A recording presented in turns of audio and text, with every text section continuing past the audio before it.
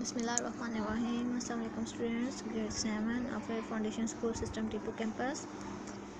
आज जो हमने पढ़ना है वो वेन डायग्राम। अब वेन डायग्राम क्या है? वो सेट्स को रिप्रेजेंट करती है डायग्राम में, जिसको हम देख के ही जज कर सकते हैं कि वो क्या है। यानी कि हमें पूरे क्वेश्चंस को अगर जल्दी से समझना हो तो हम उस वेन डायग्राम के थ्रू समझ सकते हैं।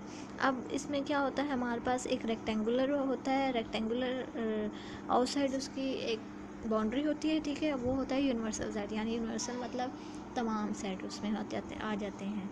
यूनिवर्सल यानी कि हम जो सेट ए या बी ले रहे हैं तो वो उस सब एलिमेंट्स जो है वो यूनिवर्सल में होने चाहिए।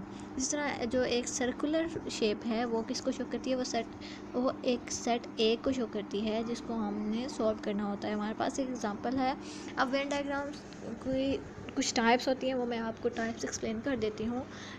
एक टाइप ये होती है कि अगर आपके पास एक यूनिवर्सल सेट है और उसके बाद एक ही सेट है यानी ए सेट, तो उसको आप इस तरह शो करेंगे, ठीक है। यानी कि यूनिवर्सल में एनिमल्स आ जाते हैं, तमाम एनिमल्स, ठीक है। और जो ए सेट है उसमें सिर्फ लाइंस आ रहे हैं, यानी सिर्फ उसमें सेट्स में सिर्फ लाइंस हैं। तो मैं इसको इस तरह शो करूँगी, जो एनिमल्स हैं उनमें जो आपका ए सेट आ रहा है उसमें अलाइंस, यानी कि उसको इस तरह शो किया जाएगा। जब यूनिवर्सल सेट के साथ एक ही सेट आएगा तो उसकी जो वेन डायग्राम की रिप्रेजेंटेशन होगी वो ये होगी, ठीक है। नेक्स्ट है आपके पास बी पार्ट। अब यहाँ पे मेरे पास क्वेश्चन है कि सेट जो है वो तो क्योंकि वो मेरे पास उस तरह की एग्जांपल थी जिसमें एनिमल्स के बारे में यानी कि जनरल बताया जा रहा था। अब इसमें मेरे पास स्पेसिफिक मुझे लिमिटाइज कर दिया इन्हीं नंबर्स पे। मेरे पास एक यूनिवर्सल सेट है और उसमें से एक ए सेट लिया गया है, ठीक है। तो मैं उसको अब शो कैसे करूँगी? मुझे उसको शो किस तरह करना है कि जो सेट मेरे पास ए के एलिमेंट्स है ना जो सेट में, वो मैंने यू में नहीं लिखने। अब सबसे पहले मैंने ए सेट में लिखना है, जो ए और यू में कंबाइन है वो ए में आ जाएगा, और जो बाकी डिफरेंस जो रह जाएंगे वो किस में आ जाएंगे? वो यू में आ जाएंगे। यानी इसका मतलब है कि यू जो है वो 1 3 5 7 9, और ए सेट के जो एलिमेंट्स हैं वो बी, ये सारा यूनिवर्सल है, और उसमें से जो सर्कल पार्ट है वो सारा ए है, ठीक है। यानी हम उसको 2 दफ़ा नहीं लिखेंगे। इसी तरह वो ऊपर वाली एग्जांपल तो यूनियन की थी। अब आगे जो एग्जांपल है वो है कॉमन यानी इंटरसेक्शन की। अब मेरे पास जब 2 सेट्स ऐसे आ रहे हैं ए और बी, अब मेरे पास 3 सेट होंगे, एक यूनिवर्सल होगा और 2 अदर होंगे यानी ए और बी। अब ए और बी को मुझे यूनिवर्सल में लेना है इंटरसेक्शन। ए और बी का इंटरसेक्शन ये होगा कि इन दोनों में जो कॉमन पॉइंट्स होंगे उसको मैं इस तरह शो करूँगी, यानी कि ये 5 और 6 कॉमन है तो उसको मैं दोनों में नहीं लिखूँगी, उसको इस तरह की उसकी डायग्राम बनेगी, ठीक है। जब भी आपका इंटरसेक्शन आएगा तो आपकी जो डायग्राम होगी वो इस फॉर्म की होगी। जो इंटरसेक्टिंग पॉइंट होगा यानी कि जो कॉमन पॉइंट्स होंगे वो हम कॉमन वाली जगह पे लिखेंगे और बाकी ए और बी के एलिमेंट्स आ जाएंगे। देन आप मेरे पास एक और एग्ज़ाम्पल है, जैसे अगर मेरे पास 2 सेट्स हैं और दोनों में कोई भी पॉइंट्स सेम नहीं हैं, यानी कि दोनों कॉमन पॉइंट्स नहीं हैं, तो उसकी जो डायग्राम बनेगी वो क्या होगी? वो ये वाली होगी, यानी कि यू सेट के अंदर 2 सेट हैं और दोनों डिफरेंट हैं आपके पास, ठीक है। ये किस तरह ये उस चीज़ को शो करेगा जिसमें हमारे पास कोई भी कॉमन पॉइंट नहीं होगा, तो उसके लिए जो वेन डायग्राम बनेगी वो इस तरह की बनेगी। नेक्स्ट एग्जाम्पल है 8। अब एक सेट ऐसा है कि आपने यूनिवर्सल सेट लिया, उसमें आपके पास 2 सेट हैं ए और बी। अगर तो बी सेट आपका पूरे का पूरा ए में कंटेन कर रहा होगा या ए सेट पूरे का पूरा बी में कंटेन कर रहा होगा, तो उसकी जो डायग्राम होगी वो इस तरह की होगी, यानी बी एंड बी के बाद जो रिमेनिंग एलिमेंट्स हैं वो ए में लिखे जाएंगे। अब पूरे एलिमेंट्स यहाँ पे नहीं लिखेंगे, क्यों? अब ए में थे 1 से 7, ठीक है। जब बी में था 2 3 4 5, जब मैंने बी सेट में 2 3 4 5 लिख दिया है तो मैं उसको दोबारा ए में नहीं लिखूँगी। अब इसका मतलब है कि ए सेट के अंदर जो बी सेट कंटेन कर रहा है, इसका मतलब बी भी उस ए का हिस्सा है, ठीक है। तो उसकी जब जब ए सेट के अंदर पूरे का पूरा बी सेट आ रहा हो तो उसको जो रिप्रेजेंट किया जाएगा वो इस तरह की वेन डायग्राम से रिप्रेजेंट किया जाएगा। ओके, नेक्स्ट मेरे पास कुछ प्रॉपर्टीज़ हैं। प्रॉपर्टीज़ किस तरह की? एक कम्यूटेटिव प्रॉपर्टी है और एक एसोसिएटिव प्रॉपर्टी है। कम्यूटेटिव प्रॉपर्टी का मतलब है कि अगर मैं दो चीज़ों को इस तरफ रख रही हूँ तो उन्हीं दो चीज़ों को मैं उस तरफ, कम्यूटेटिव हमेशा दो पे अप्लाई होती है, ठीक है। अब जैसे कम्यूटेटिव प्रॉपर्टी है मेरे पास, उसके लिए ये होगा, यूनियन के लिए अगर मैं चेक कर रही हूँ तो अगर तो दो सेट हैं तो वो होगा A union B equal to B union A, दोनों को बराबर आना चाहिए, यानी कि ए को बी से और बी को ए से, और दोनों को बराबर। अगर तो मेरे पास तीन सेट्स हैं यानी ए बी सी हैं तो मेरे पास उसकी तीन फॉर्म बनानी है मैंने, यानी ए यूनियन बी तो बी यूनियन ए वो उसका कंप्लीट होगा, फिर A union C, C union A, फिर इस तरह C union B, B union C, तो तीन फॉर्म्स आएंगे। और तीनों को जब आप यूनियन और इंटरसेक्शन मैंने आपको पहले चैप्टर में एक्सप्लेन कर दिया था, वो आपको लेना आता है, तो उस तरीके से आपने उन दोनों को लेके और तीनों को फाइंड आउट करना है। नेक्स्ट है मेरे पास एग्जांपल है एसोसिएटिव कम्यूटेटिव प्रॉपर्टी की। सेम एज इट इज़ ये होना है जैसे मैंने आपको पीछे एक्सप्लेन किया था, जैसे ये A union B equals to B union है। अगर तो मेरे पास दो सेट हैं तो ए यूनियन बी और बी यूनियन ए लेंगे।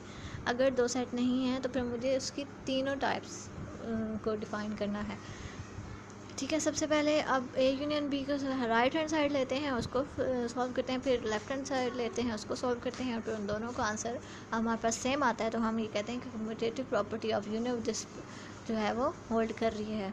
एसोसिएटिव प्रॉपर्टी, एसोसिएट का मतलब है तीन, यानी तीन उसकी फॉर्मेशन ये होती है कि ए, अब यहाँ पे ये जो एसोसिएटिव है ये किसकी है, यूनियन की। अब जो अगर हमने बतानी है तो ये है A B, A union B and bracket close union C. अब उसको दूसरी तरफ करेंगे कैसे कि A union bracket B union C, इसकी यही फॉर्मेशन होती है। यूनियन है तो यूनियन कर देंगे, इंटरसेक्शन है तो इंटरसेक्शन, वरना ए और बी की जो प्लेसेस है वो चेंज नहीं होती। तो इसमें क्या है, इसको सॉल्व किस तरह किया जाता है, तो सॉल्व इस तरह करेंगे, सबसे पहले आपने राइट हैंड साइड लेनी है जो कि है A intersection B bracket intersection C.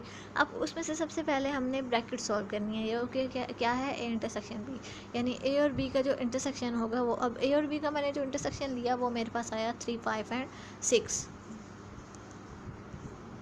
अब उसके बाद मेरे पास था ए इंटरसेक्शन बी मैंने कर लिया, फिर उसके बाद इंटरसेक्शन सी है तो मैंने उसको सॉल्व किया। जो ए इंटरसेक्शन बी का आंसर आया था उसको मैंने इंटरसेक्ट कर दिया सी के साथ, तो उनका जो कॉमन पॉइंट था वो था 5।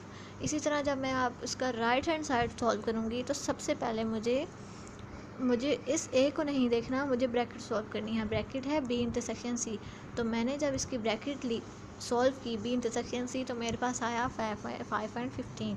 अब जो एक्चुअल था कि A intersection B intersection C, यानी ए इंटरसेक्शन जो बी इंटरसेक्शन सी का आंसर आया था उसको लिखेंगे, तो उन दोनों का आंसर क्या आएगा 5। तो राइट हैंड साइड और लेफ्ट हैंड साइड सेम हो गया, तो उसका मतलब है कि मेरी एसोसिएटिव प्रॉपर्टी ऑफ इंटरसेक्शन जो है वो प्रूव हो गई है। नेक्स्ट मेरे पास क्वेश्चन है, question number 3, if A is this and B is this find A union B. A मैंने आपको लास्ट लेक्चर में यूनियन इंटरसेक्शन कॉम्प्लीमेंट लेना सिखाया था, तो आप यूनियन इसको कैसे लेंगे, यूनियन इसका ये ऐसे होगा कि आपने इन दोनों के एलिमेंट्स को मिला के लिख देना है। यूनियन यानी A union B equals to A set लिखा, यूनियन बी सेट। अब स्टार्टिंग कहाँ से करनी है, दोनों एलिमेंट्स में से जो सबसे छोटा नंबर होगा वो पहले लिखना है, ठीक है। अब दोनों एलिमेंट्स में सबसे छोटा नंबर 1 है, 2 है, फिर उसके बाद अब तो सन चलते जाएंगे तो लास्ट नंबर लिखेंगे हाईएस्ट नंबर, दोनों नंबर्स को। अब जहाँ पे अगर सेट में दोनों सेट में एक नंबर अगर सेम आ रहा है तो उसको एक ही दफ़ा लिखेंगे, 2 दफ़ा नहीं लिखेंगे। इसी तरह मेरे पास क्वेश्चन नंबर 4 है। Question number 4, A is 3, 6, 9 and B is equals to empty set. ये एम्प्टी सेट की नोटेशन है, ठीक है, यानी बी में कुछ नहीं है तो उसके यूनियन में क्या आएगा, उसके यूनियन में यानी ए यूनियन एम्प्टी सेट क्या आएगा, वो ए सेट आएगा, यानी एम्प्टी में तो कुछ भी नहीं है तो क्या आ जाएगा उसमें ए सेट। उसका यूनियन क्या होगा 3, 6 एंड 9।